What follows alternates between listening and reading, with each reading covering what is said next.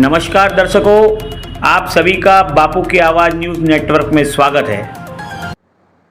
नमस्कार दर्शकों, आप सभी का बापू की आवाज न्यूज नेटवर्क में स्वागत है। दर्शकों, हम अभी उपस्थित है ग्राम सरवाटोला में। यहाँ पर रामडाले जी इन्हीं के यहाँ श्रीमद् भागवत कथा का आयोजन लगातार 7 दिनों से यहाँ भागवत कथा चल रही है, जो कि समाज के कल्याण के लिए, युवा वर्ग को सुख शांति, गोंदिया जिले के लिए सुख शांति के लिए यहाँ जो कथाएं रखी गई थी। हमारे साथ उपस्थित है महामहिम राज्यपाल द्वारा धर्म गुरु की उपाधि प्राप्त ऐसे छत्तीसगढ़ के महाराज जी हमारे साथ उपस्थित है। महाराज जी, सबसे पहले आपका बापू की आवाज न्यूज नेटवर्क में स्वागत है। जी, हार्दिक स्वागत।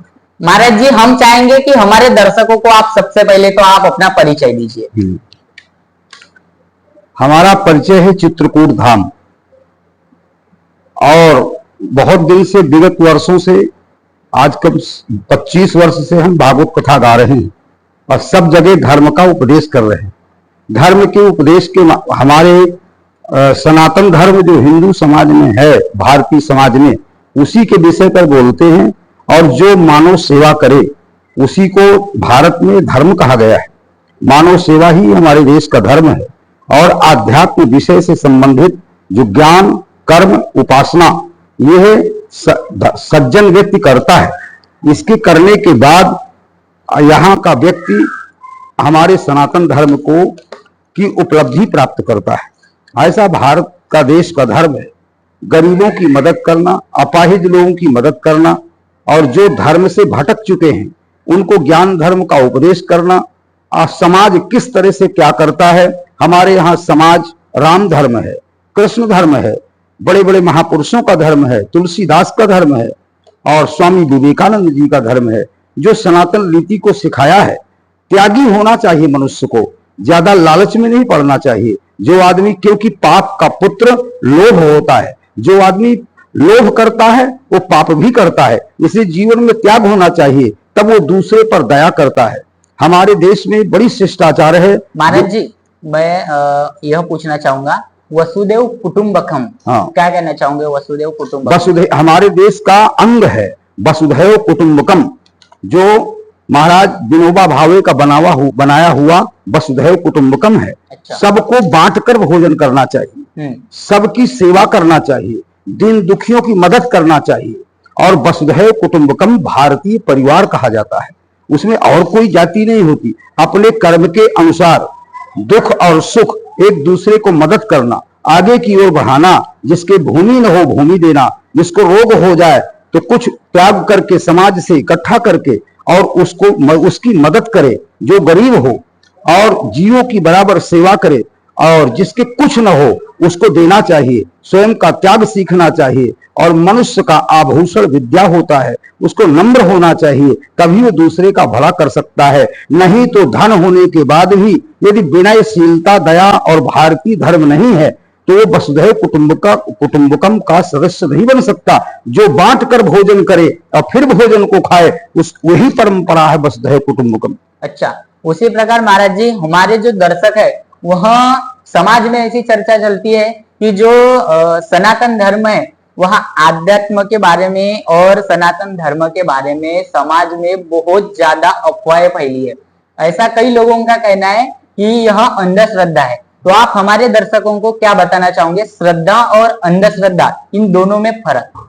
हमारे भारतीय संतों ने इसका संशोधन किया है कि भजन करना, पूजन करना, दूसरे की मदद करना, इससे क्या होता है। ये संतों ने परिभाषा सीखा है गुरुजनों से, और उसका उन्होंने अनुभव किया है, और अनुभव करने के बाद समाज में फैलाया है। उससे मनुष्य का कल्याण होता है। जो आदमी सनातन धर्म को नहीं मानेगा उसका जीवन पशुवत हो जाएगा, और उसको अहंकार हो जाएगा। दूसरे पर दया धर्म नहीं रखेगा तो सारे परिवार बिगड़ जाएंगे और गरीबों की दुर्दशा हो जाएगी। इस सज्जन पुरुष का काम है कि दूसरे को भगवान के पूजा पाठ के द्वारा, आध्यात्मिक उपदेश के द्वारा दूसरे की भलाई करे, और उसमें दया का भाव, विनय का भाव, धर्म का, संस्कार का भाव, खानदानी रिश्ते का भाव, पूजा से, पाठ से, सनातन धर्म को अपनाने से व्यक्ति को प्राप्त होता है और उससे लाभ होता है। मनुष्य विवेकशील होता है, उसे धर्म पर चलना चाहिए। और बाकी पशु को धर्म का ज्ञान नहीं होता, वो विवेक शून्य होता है। मनुष्य में विवेक है, इसे एक दूसरे को पालता है, एक दूसरे की मदद करता है, दयाशील होता है, इसलिए सनातन धर्म माना जाता। अंधश्रद्धा नहीं है। यहाँ भगवान ने 24 अवतार धारण किया है। जब देश बिगड़ रहा था, अत्याचारी बढ़ रहे थे, नक्सलवादी बढ़ रहे थे, हिरण्याक्ष, हिरण्यकश्यप, रावण जैसे बाहुबली हो गए। धन दूसरे का, जो दूसरे का धन अपना धन बना ले, जो दूसरे की बहन बेटी को अपहरण करके अपनी बहन बेटी बना ले और अपना चरित्रहीन हो जाए, ये भ्रष्टाचार जब देश में मच गया तो भारत माता व्याकुल हो गई है। हमारा देश ऋषि मुनियों का देश है, संतों का देश है, पतिव्रता नारियों का देश है। यहाँ राम कृष्ण पैदा हुए हैं, इसलिए यहाँ सनातन धर्म माना जाता है। यहाँ उच्च कोटि की मर्यादा है। और ध्यान देना, मर्यादा उसको कहते हैं जो सनातन धर्म का पालन करे, जो सत्य का पालन करे, ईश्वर का आराधन करे। ईश्वर एक ऐसी शक्ति है जो दिखाई नहीं देती है लेकिन कर्म में लागू होती है। और वो कोई एक ऐसी शक्ति है जो हमारी अंतर आत्मा में निवास करती है। हमारे शरीर के अंदर में 5 तत्व के अलावा 5 प्राण होते हैं। ज्ञान, मनोमय, आनंदमय, विज्ञानमय, हास्यमय। ये शरीर के अंदर 5 कोश हैं। सारी शक्तियां शरीर के अंदर भरी हुई हैं, जिसमें परमात्मा का रोम रोम में निवास होता है।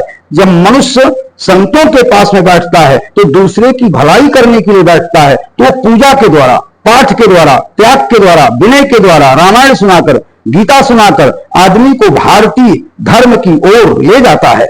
इसलिए संतों का यह देश है, संतों की वाणी मानना चाहिए, तभी आदमी गलत काम करने से रुकेगा और मन शांत हो जाएगा। अंधश्रद्धा हमारे देश में नहीं है। कुछ पाखंडी लोग ऐसे हैं जो बाहरी तिलक लगाते हैं, अच्छा, पूजा पाठ कराते हैं केवल पैसा के। मतलब आपका ऐसा कहना है कि सनातन धर्म में भी ऐसे कुछ पाखंडी है। पाखंडियों के कारण से अंधश्रद्धा पर अंधश्रद्धा बढ़ रही है। इसी लोगों को धर्म से आस्था खत्म हो रही है। तो उसके लिए किसी साधु महात्मा के पास सत्संग करना चाहिए। आप ऐसे जो पाखंडी लोग हैं जो सनातन धर्म को बदनाम करने का कार्य कर रहे, वो पाखंड फैलाते, उनको क्या कहना चाहोगे आप? वो चरित्र के ठीक नहीं होते। और चरित्र ठीक नहीं है किसी का तो वो पाखंड फैलाता है, बरोबर, उससे लूटता है। महाराज जी, आप धर्मगुरु हो, आपको राज्यपाल द्वारा धर्मगुरु की उपाधि मिली है। मैं आपसे पूछना चाहूंगा, हमारे जो भगवान है वह राम जी है, बरोबर? हमारे जो भगवान है वह राम जी है, तो राम जी के भगवान कौन? अगर हम राम जी को मानते हैं कि वो हमारे भगवान है, तो राम जी के भगवान भी थे क्या? देखिए, भगवान निराकार होता है, उसका कोई आकार नहीं होता। लेकिन हमारे सनातन धर्म को नष्ट करने के लिए रावण जैसे, कंस जैसे, हिरण्यकश्यप जैसे अत्याचारी, पाखंडी अपने स्वार्थ के लिए जब देश में पैदा हुए तो हमारे परमात्मा को मनुष्य बनना पड़ा। मेरा ऐसा कहना था कि जो राम जी है वह किसकी पूजा करते थे? जैसे कि हम लोग हैं समाज में शंकर भगवान की, दुर्गा माता की, काली माता की ऐसे पूजा करते हैं, तो जो राम जी थे वह किसकी? भगवान राम शिव की पूजा किया है। अच्छा, क्योंकि शंकर जी में त्याग है। जो त्यागी हो उसकी पूजा करना चाहिए। अच्छा, शंकर भगवान ने सोने की लंका रावण को दे दिया है, बरोबर, लेकिन भगवान शंकर हिमालय पत्थर की चट्टान पर जीवन बिताया, बरोबर, सबको दान कर दिया जो कुछ मांगा। इसी प्रकार महाराज जी, हमने हमेशा नोटिस किया है, हमने हमेशा देखा है कि जो शंकर भगवान है वह एक शिवलिंग, मतलब ऐसी पिंडी के सामने ही हमेशा बैठे रहते हैं। वह हमने हमेशा देखा है कि वह उसी के सामने बैठे रहते हैं, जबकि वह भगवान है। तो भगवान को उस शिवलिंग के सामने या वो जो पिंडी है उसके सामने बैठना पड़ रहा है, क्या प्रकार है? जरा हमको समझना है इस बात को। और भगवान राम के इष्ट भगवान शिव हैं। अच्छा, भगवान शिव का शब्द होता है कल्याण। और कल्याण कहां से निकलता है? ओम से। ओम से, बरोबर। जब ओम से कल्याण शब्द निकलता है तो 3 भगवान की रक्षा होती है, ब्रह्मा की, विष्णु की और शिव की भी, बरोबर। ओम शब्द ईश्वर का शब्द है। और भगवान शंकर हमेशा सांसारिक नहीं थे, वो सन्यासी थे, हमेशा तपस्या में रहते थे, बरोबर। तो उनके नीचे में एक शक्ति लगी हुई है जो जलहली है, वो माता आदि शक्ति दुर्गा का स्वरूप है। और भगवान शंकर के मस्तक में जो नेत्र है वो कोई आंख नहीं है, वो भगवान शिव की तपस्या का ब्रह्म तेज है। अच्छा, इसलिए भगवान शिव हमेशा ब्रह्म के आनंद में रहते हैं। तो जो महापुरुष होता है वो आदि शक्ति ब्रह्म को मानता है और मानने के बाद उनसे आशीर्वाद लेता है और फिर ज्ञान, कर्म, उपासना, भक्ति, ये चार ताकत शरीर में लेकर संसार का कल्याण करता है। यही मानव धर्म है। जो भगवान सनातन धर्म की इन शक्तियों को माने उसे मानव धर्म कहा गया है। और जब वो शक्ति धारण कर लेता है तो कोई उसको राम कहता है, कोई कृष्ण कहता है, कोई भगवान कहता है। जिसके चार लक्षण आ जाएं, ज्ञान, कर्म, उपासना, भक्ति, वो पुरुषों में उत्तम पुरुष होता है। वही सगुण भगवान होता है। वो भी कभी कभी भारत में आकर संतों की रक्षा के लिए, देश की रक्षा के लिए त्यागी बन जाता है और इन कर्मों का पालन करता है। इसीलिए स्वामी विवेकानंद गीता का परम ज्ञान रखा था। गीता के 3 खंड हैं, ज्ञान, कर्म, उपासना। रामचरितमानस मर्यादा है। अच्छा, मर्यादा में रहकर आदमी को सारे कर्म करो। माँ की मर्यादा, पिता की मर्यादा, पुत्र की मर्यादा, देश की मर्यादा, विद्या संस्कार की, जो संस्कार की मर्यादा करे, अपने सनातन धर्म को माने, वेद पुराण के अनुसार संतों की रीति को माने, उसी को मानव समाज में उत्तम पुरुष कहा गया है। जैसे राम जी निर्गुण रूप के ब्रह्म हैं, लेकिन जब वो जन्म लिया तो सगुण बन गए। अच्छा। और वही ब्रह्म है राम। लेकिन शंकर को इसलिए माना कि राम, शंकर, कृष्ण में कोई अंतर नहीं है, दोनों एक सा रूप हैं। तो ये जब मानव समाज की मर्यादा के लिए राम जी मनुष्य बने, लेकिन वो ब्रह्म है, ये शास्त्रों में, पुराणों में, वेदों में लिखा हुआ है। अच्छा, इसलिए हमारे देश में बड़े बड़े संत हुए हैं, बड़े बड़े त्यागी महापुरुष हुए हैं। और जीवन में व्यक्ति के त्याग होना चाहिए, लालच नहीं होना चाहिए, तब वो किसी का भला कर सकता है। अगर उसके अंदर में लालच है तो किसी का भला नहीं कर सकता। इसलिए समाज में वही लोग, लालची लोग, संत भेष बना लेते हैं। अच्छा, पूजा पाठ का भेष बना लेते हैं और ठगना शुरू कर देते हैं, और लालच उनके अंदर बनी रहती है तो दूसरे का भला नहीं कर पाते हैं। इसीलिए जब लोगों का उन लालचियों से भला नहीं होता, केवल ऊपर का भेष बना के कर्म करते हैं, तो अंध फैलता है, अंधश्रद्धा फैलती है। अच्छा महाराज जी, आप प्रेम जो समाज में है, आज का युवा जो है प्रेम को एक अलग दिशा पर, एक अलग पटरी पर लेके जा रहा है, तो आप प्रेम इस शब्द को किस नजरिए से देखते हैं? क्या बताना चाहोगे हमारे युवा वर्ग? प्रेम 4 प्रकार का होता है। हाँ।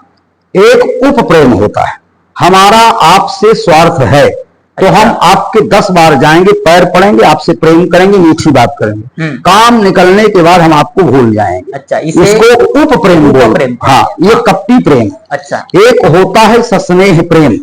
आप हमको कहीं मिल गए, अच्छा, और आपका जो आचरण है हमारा आचरण मिलता जुलता है, फिर आप हमसे बिछड़ गए, बहुत दिन के बाद आप मिले, तो हम कहते हैं कि यार बहुत दिन के बाद मिले हो। उस उप प्रेम के बाद सस्नेह प्रेम होता है, और वो सस्नेह प्रेम मुलाकात का होता है। अच्छा, वो तो स्वार्थी हुआ, ये सस्नेह प्रेम हुआ। भूल गए, याद तो आती है, लेकिन आप अचानक कहीं स्टेशन में, बाजार में, घर में कहीं मिल गए, तो उसको सप्रेम प्रेम कहते हैं। और जब वो सप्रेम प्रेम मिलता है तो अनुराग प्रेम की ओर ले जाता है, वो प्रेम बड़ा मजबूत बनता है, उसको कहते हैं अनुराग प्रेम। अनुराग प्रेम का अर्थ होता है राग से रहित, जिसमें हमारा कोई प्रकार का स्वार्थ ना हो और हम इसकी भलाई करें, तो सबसे बड़ा प्रेम होता है अनुराग प्रेम। जिससे कुछ लेने की इच्छा ना रहे, उसके लिए हम समर्पित हो जाएं, तो ये ब्रह्म तक पहुंच जाता है। और जो व्यक्ति उस अनुरागी का दर्शन करता है, आचरण करता है, उसका भी भला हो जाता है। जैसे हम भागवत सुनाते हैं तो राधा कृष्ण का प्रेम सांसारिक नहीं है, राधा कृष्ण का प्रेम ईश्वर का प्रेम है। जो भक्त अपने आप को भगवान को समर्पित करता है, अपनी कोई भलाई नहीं सोचता, दूसरे का भला करता है और उससे प्रेम करता है, जिससे प्रेम किया जाता है, उससे छल नहीं किया जाता।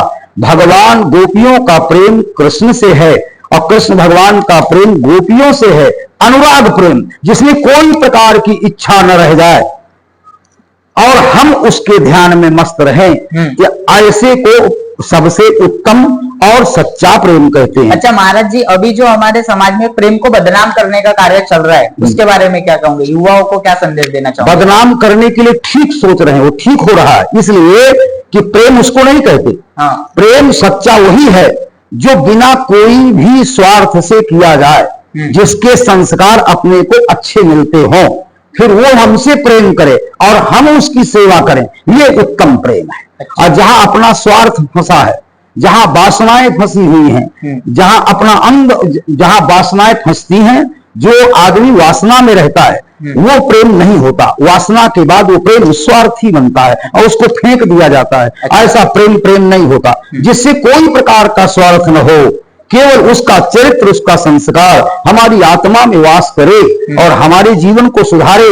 ऐसा व्यक्ति समाज को सुधार सकता है और उसको भारती कहते हैं। ऐसी ताकत केवल भारतीय संतों में है। जो किसी के मन को शांत कर सकता है उसको संत कहा जाता है। जो अपने लिए कुछ न करे, हमेशा दूसरे का भला करे, परोपकार करे, वही संत है और वही समाज में रहेगा तो जीवन सफल होगा और उसके सामने कोई अंधश्रद्धा नहीं चलती और वो कल्याण कर देता है। अच्छा महाराज जी, एक हमारे दर्शकों का एक सवाल था।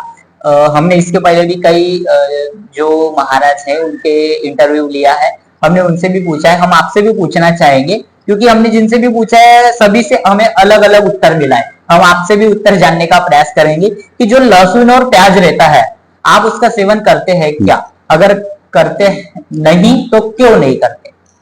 हम लहसुन और प्याज, इसको तामसी पदार्थ कहा जाता है। सबसे पहले तो ये बताइए, आप उनका सेवन करते हैं क्या? हम नहीं करते। अच्छा, क्यों नहीं करते? वो इसलिए नहीं करते हैं कि वो ब्रेन से संबंधित होता है। ब्रेन मतलब ब्रेन मस्तिष्क से। हाँ। जैसा खावे अन्न वैसा उपजे मन। अच्छा। वो तामसी होता है। तामसी पदार्थ खाने के बाद आदमी की याददाश्त और विद्या कमजोर पड़ती है, वो सात्विकी में नहीं आता। जैसे कि ध्यान से सुनना, मांस खाते हैं लोग।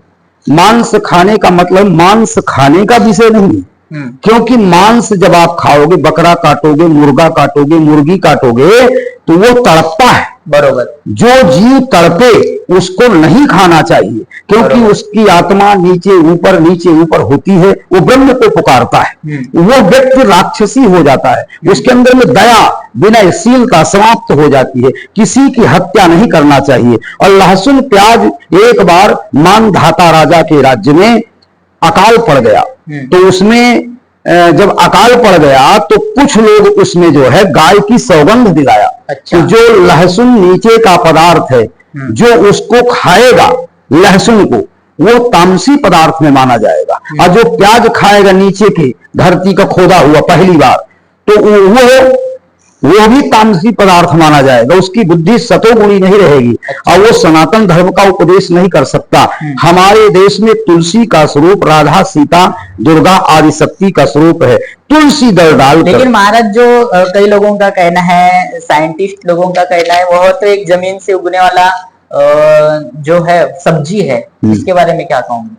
वो वैज्ञानिक लोग ठीक बोलते हैं, लेकिन हमारे जो उगा हुआ खाया जाता है, उबाल के खाया जाता है, वो हमारे पुराणों में उसकी सौगंध दिलाई गई है। अच्छा। देवताओं की ब्रह्मा की सभा में कि जो इस पदार्थ को छुएगा, क्योंकि हिरण्यकश्यप नाम का राक्षस लहसुन पे पदार्थ खाकर हमारे देश के संतों पर, सनातन धर्म पर अत्याचार किया है।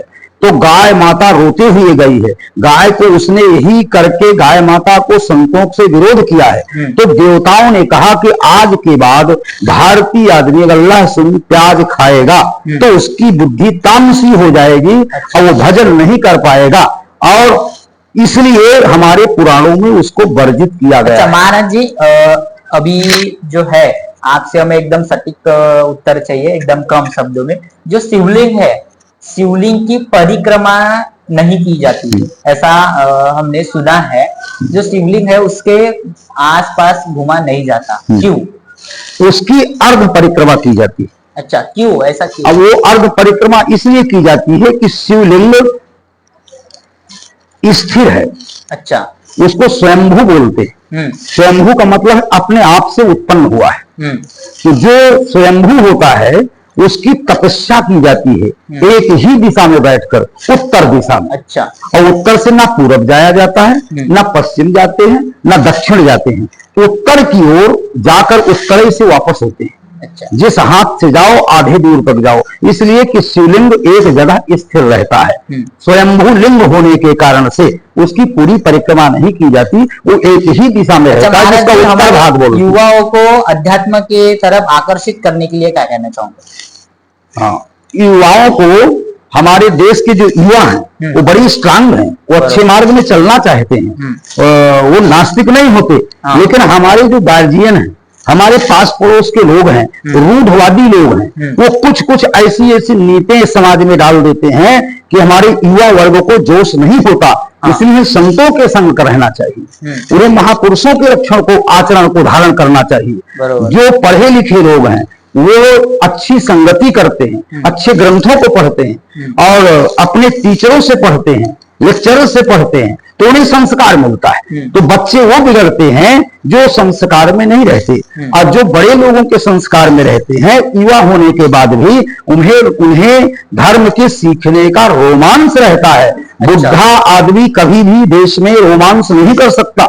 यह जीवन 18 से 30 तक व्यक्ति को अच्छी जिंदगी में रहना चाहिए। इस जिंदगी में अगर उसने बुरा सीख लिया तो वो आदत उसकी बुढ़ापे तक रहेगी, और इस उम्र में उसने अच्छी आदत बना लिया तो संस्कार बुढ़ापे तक, जीवन के अंत तक रहेगा। इसलिए आदमी को यह उम्र सीखने के लिए, जवानी जब व्यक्ति को आ जाए, तो जब उसका जन्म हो व्यक्ति का, तो उसे माता पिता के अधीन रहना चाहिए। जवानी आ जाए तो सतगुरुजनों के संगति में रहना चाहिए, वो कभी नहीं बिगड़ सकता और युवा वर्ग स्ट्रांग रहेगा। और जब 30 वर्ष उसका व्यतीत हो जाए तो उसको परिवार के संग रहना चाहिए, उसकी उनको भलाई करना चाहिए, तो परिवार का संस्कार नहीं बिगड़ता। तो जब आदमी सद्गुरुजनों के संगति में नहीं रहता, जवानी अवस्था में अश्लील वातावरण में रहता है, तो उसके जीवन में धर्म का संचार नहीं होता। इसलिए युवा वर्ग को चाहिए कि महापुरुषों की वाणी सुने और उनके संस्कार में रहे और सनातन धर्म भारतीय संस्कार को माने, तो जीवन में अपन स्वयं पल सकता है, परिवार को पाल सकता है और सर्वोच्च ऊंचे शिखर तक जा सकता है। अच्छा दर्शकों, हमने महाराज जी से अनेक मुद्दों पर चर्चा की है। इन्होंने बहुत ही अच्छा ज्ञान हमें बताया है। हम चाहेंगे कि इनके जो बताए हुए ज्ञान पर हमें चलना चाहिए और युवाओं को आध्यात्म की तरफ बढ़ना चाहिए, प्रेम को बदनाम नहीं करना चाहिए, वह बहुत पवित्र होता है। उसी प्रकार दर्शकों, हम महाराज जी को और कुछ सवाल करना चाहेंगे। महाराज जी, क्या बताओगे, अभी पूरे भारतवर्ष में लोकसभा के चुनाव चल रहे हैं, आप प्रधानमंत्री किसे देखना पसंद करेंगे? हम देखिए, हमारे देश का सनातन धर्म श्री राम है, बरोबर, और हम इसलिए हम किसी महाराज जी पार्टी के विषय पर नहीं बोल रहे। हाँ, हम ये बोल रहे हैं कि जिसके जीवन में राम के प्रति श्रद्धा हो। अच्छा, हमारे भगवान राम 500 वर्ष से अयोध्या की जन्मभूमि में गड्ढे में खड़े थे, पुलिस का पहरा लगा था, कई सरकार आई, उस पर ध्यान नहीं दिया, और हम उसके नाम का माला जपते हैं, पूजा पाठ करते हैं। अच्छा। और हम घर के अंदर हैं, महल में हैं, हाँ। सुख सुविधा में हैं, हाँ। और हमारे भगवान भारत सरकार श्री राम तंबू में खड़े हुए। अच्छा, आज हमारे देश का ऐसा प्रधानमंत्री हुआ है कि वो एक तो कमल का फूल है, कमल के फूल से भारत की शक्ति निकली हुई है, लक्ष्मी उत्पन्न हुई है, उसका उन्होंने निशान बनाया है और संकल्प किया है, त्यागी पुरुष है, और वो राम जी की स्थापना अपने कार्यकाल में कर दिया है। इसलिए हमें पार्टियों से कोई मतलब नहीं है, वो हमारे देश की सेवा के लिए काम किया है। ऐसे त्यागी, ऐसे संत जो हमारे राम जी को स्थापित करवा दिया अपने कार्यकाल में। अच्छा। इसलिए हमें वो पसंद है, और समाज को जो राम जी की सेवा करे, देश की सेवा करे, जीवन में त्याग करे, अपने लिए कुछ न बनाए, वो पार्टी का महापुरुष होता है। आप संविधान का नियम, संविधान को फॉलो करते हैं क्या? क्या कहना चाहोगे? हम संविधान को मानते हैं। हाँ, संविधान महापुरुषों का बनाया हुआ है। अच्छा। पढ़े लिखे लोगों को बनाया हुआ है। हाँ। गंवार लोगों का बनाया हुआ नहीं है। आप उसको भी पढ़िए तो उसमें लिखा है संविधान में, जो देश की सेवा करे, देश का हित करे। हाँ। जो समाज जिस चीज को मानती हो, हिंदू समाज, वो समाज की ओर चलना चाहिए, अग्रसर होना चाहिए। कोई गिर गया हो तो उसे उठाना चाहिए, और अपना धर्म जो है माँ बाप के समान होता है, अपनी माँ बाप की मर्यादा मानना चाहिए। हमारे राम के आगे ना कोई राजा था ना महाराजा था। श्री राम सनातन धर्म के राजा हैं और उनके जीवन में तकलीफ हो तो हम जैसी संतान के जीवन का धिक्कार है। हमें उस प्रभु राम को किसी भी तरह से मंदिर में निर्माण कराना चाहिए। हम उनका जाप करते, तप करते, पूजा करते हैं। हमारे प्रभु कष्ट में हैं तो हमारी जाप पूजा से क्या फायदा। इसलिए युवा वर्ग को चाहिए कि सनातन धर्म को बढ़ाने के लिए अपनी पूरी ताकत लगा दे, त्यागमय जीवन करा दे। महात्मा गांधी महात्मा क्यों हुए? वो कहते थे कि जहां श्री राम जी का भजन हो उसको तीर्थ कहा गया है। इसलिए श्री राम जी का भजन करे और तीर्थ हो और हमारे राम में कष्ट हो तो युवा वर्ग को चाहिए और देश में किसी दूसरे व्यक्ति का शासन हो जाए उसको देश से भगाना चाहिए, क्योंकि भारत माता हमारी मां है और राम जी हमारे देश का संस्कार है, मर्यादा है। इसलिए युवा वर्ग को चाहिए राम के बनाए हुए पंथ पर चले, वही सनातन धर्म है और सब मानव समाज को माने और इसी को त्याग कहते हैं और यही हमारे देश का धार्मिक संविधान है।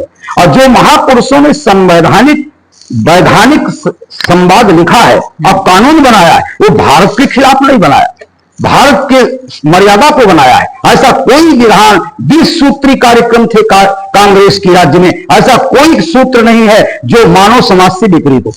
सब उन्होंने अच्छा बनाया है। लेकिन जो देश में कुछ ऐसे अपाहिज लोग, अभद्र लोग, लालची लोग घुसे हैं, भ्रष्टाचारी लोग, वो उसकी संपत्ति को खा रहे हैं। तो युवा वर्ग को चाहिए कि उसे समाज से निकालकर बाहर फेंक दे, हमारे सनातन धर्म का कलंक न बढ़े और हम सब मिलजुल करके बांट कर खाएं, यथा उचित रहे। क्योंकि पंचायती राज्य है, पंचायती राज्य में सबको चुनाव लड़ने का अधिकार है, सबको चुनाव लड़ना चाहिए। लेकिन जो आदमी बदनाम शुदा हो, बदमाश हो, बदतमीज हो, उसको बदमाश बोलते हैं। तो ऐसे बदतमीजों को समाज में नहीं आने देना चाहिए कि हमारे देश की क्षति हो जाए। ये युवा वर्ग को सोचना चाहिए और उसी को अपना मतदान प्रकट करना चाहिए। मतदान उसको कहते हैं जो भारतीय संस्कृति से जुड़ा हो, जिसके जीवन में कुछ त्याग हो, अच्छे कर्म हो, समाज को उसको बढ़ाना चाहिए और अपनी बुद्धि का दान उसी को करना चाहिए। तो उसको मतदान बोलते हैं। कभी देश में कल्याण होगा। और मैं कोई पार्टी के विषय में नहीं बोल रहा, मैं अपने देश की संस्कृति पर बोल रहा हूं। जो देश की संस्कृति पर बल जाए, हमारे देश में बहुत से लोग बलिदान हो गए हैं, वो इसलिए अब बेचारे सुख नहीं पाए हैं, त्याग बहुत किया है। आज हम उनकी संतान हैं, उनके पूर्वजों के बनाए हुए रास्ते पर चले। यही भारत का संविधान है।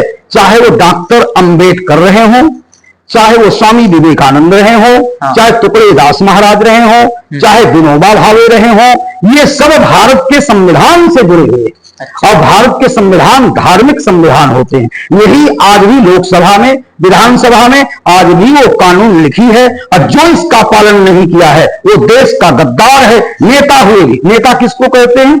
जिसकी नीयत सुंदर हो, जिसकी नीयत में भलाई छिपी हो, उसको नेता कहते हैं। और जिसकी नीयत खराब हो, केवल खादी का पैजामा कुर्ता पहन के उछलता हो, उसको नेता नहीं कहते। राजनीत बिन धन बिन धर्मा, हरि समर्पे बिनु सत्कर्मा। राजनीत का संस्कार धर्म से उत्पन्न हुआ है। जिसमें मानव धर्म न हो वो राजनीति नहीं कर रहा, कूटनीति कर रहा है। इसलिए राजनीति का संबंध धर्म से होना चाहिए और धन से भी होना चाहिए। धन भी हो, धर्म भी हो और फिर वो व्यक्ति राजनीति करे तो सब लोग उसके मतदान देते हैं और उसका कल्याण होता है। यही संविधान लिखा है। हमारे संविधान में बदतमीजी, चोरी, बदमाशी, हत्या आदि नहीं लिखी। बरोबर। प्रजा की रक्षा हो, समाज की रक्षा हो। जब समाज उसको पूजना शुरू कर दे तो सबसे बड़ा राजा होता है, जिसका चरित्र सुंदर हो, मर्यादा हो, भारतीय संस्कार हो। वही मर्यादा पुरुषोत्तम श्री राम है। ऐसा हमारे संतों ने कहा है। युवा वर्ग को यही राजनीति अपनाकर समाज को आगे की ओर बढ़ाना चाहिए। यह शक्ति युवाओं में होती है कि हमारे देश का सुधार हो सकता है। लेकिन बड़े बड़े संतों के वचन को मानना चाहिए और संतों के वचन मानकर शांत पूर्वक धर्म के रास्ते पर चले। किसी का भला करो, अपने से किसी का भला हो जाए। जो दूसरे की भलाई सोचता है वही देश का सबसे बड़ा राजा है, वही देश का सबसे बड़ा श्री राम है, वही सनातन धर्म है। ऐसे हमारे देश की भारतीय संस्कृति है। नेता उसी को कहते हैं जिसके नियत में देश की सेवा का भाव हो, उसको नेता कहते हैं। दर्शकों, हमने बाबा जी से बात की है। महाराज जी ने बहुत ही अच्छी बातें बताई है। इन्होंने बताया है कि जो मानव की सेवा करता है वही नेता है और जो गद्दारी करता है वह कूटनीति करता है, ऐसा इन्होंने कहा है। दर्शकों, हम इसी तरह की खबर आपको दिखाते रहते हैं। इसी तरह की खबर देखने के लिए बापू की आवाज न्यूज नेटवर्क को देखते रहिए।